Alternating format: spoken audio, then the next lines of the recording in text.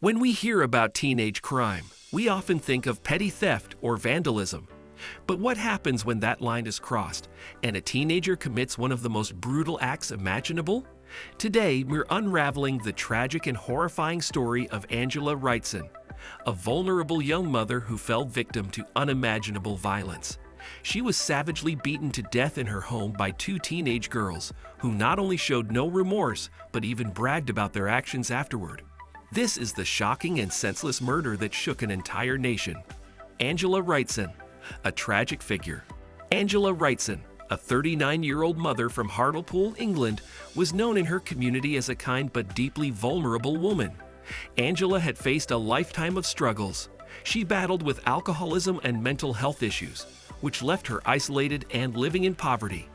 Despite these challenges, those who knew Angela described her as kind-hearted and friendly.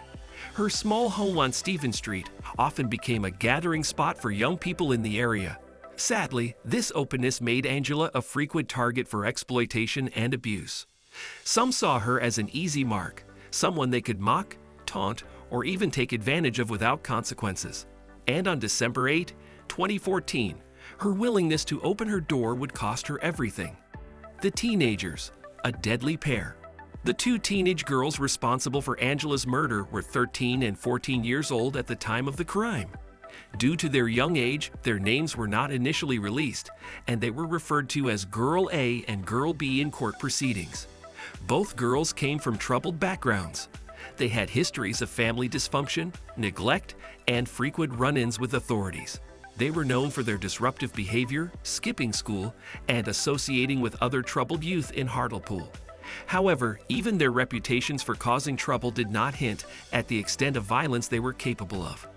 The girls formed a toxic bond, feeding off each other's reckless tendencies. On the night of December 8, 2014, they decided to pay a visit to Angela Wrightson's home, a decision that would ultimately end in tragedy. The night of the murder, Angela was no stranger to the two girls. They had visited her home before, drinking and socializing. On this particular night, they arrived at Angela's flat under the guise of wanting to hang out. Angela, as she often did, welcomed them inside. What began as a typical visit quickly escalated into one of the most brutal attacks imaginable. Over the course of 5 hours, the two girls unleashed an onslaught of violence on Angela, using anything they could find in her home, including a television set, a coffee table, a shovel, and a wooden stick. They beat her relentlessly.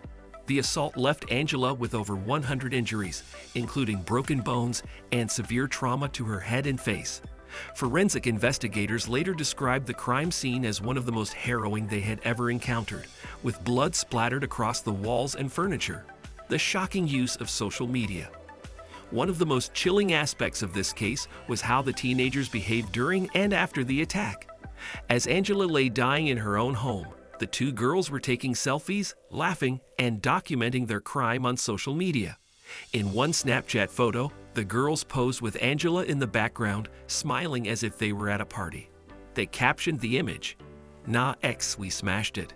To them, the brutal murder of a vulnerable woman wasn't a crime, it was entertainment. At one point during the attack, the girls even left Angela's flat to buy more alcohol and cigarettes, only to return and continue the assault. The aftermath, a chilling lack of remorse. After they finally left Angela's home, the girls didn't try to hide what they had done. Instead, they bragged about the murder to their friends.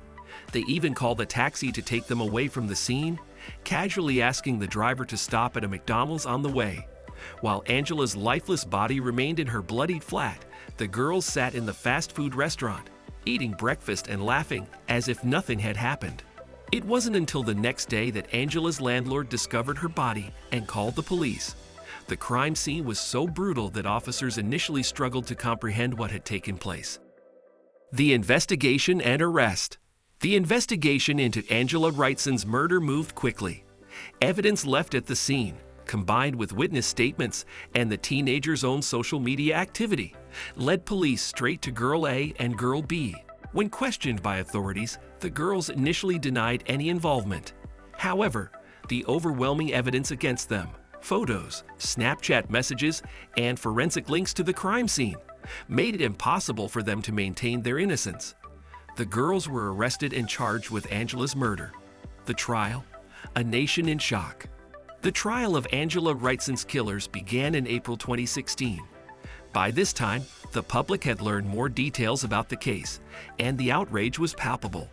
People struggled to comprehend how two teenagers could commit such a horrific act with no apparent remorse. During the trial, prosecutors revealed disturbing details about the murder. They described how the girls had deliberately prolonged Angela's suffering, taking breaks between the attacks to drink and laugh before resuming their violence. The girls' behavior during the trial only added to the public's shock. They frequently giggled and whispered to each other in the courtroom, showing no respect for the proceedings or Angela's grieving family.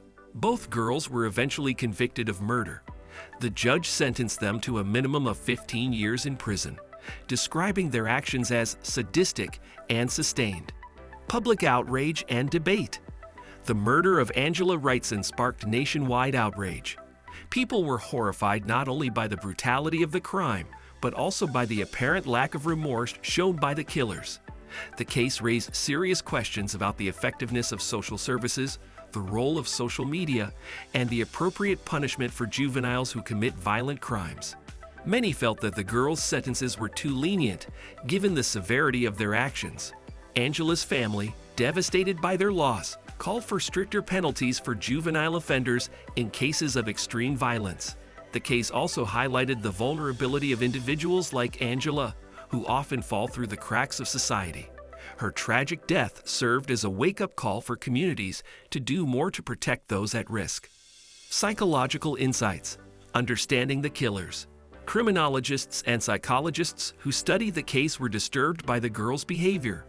They noted that the lack of empathy, fascination with violence, and willingness to brag about their actions were traits often associated with psychopathy.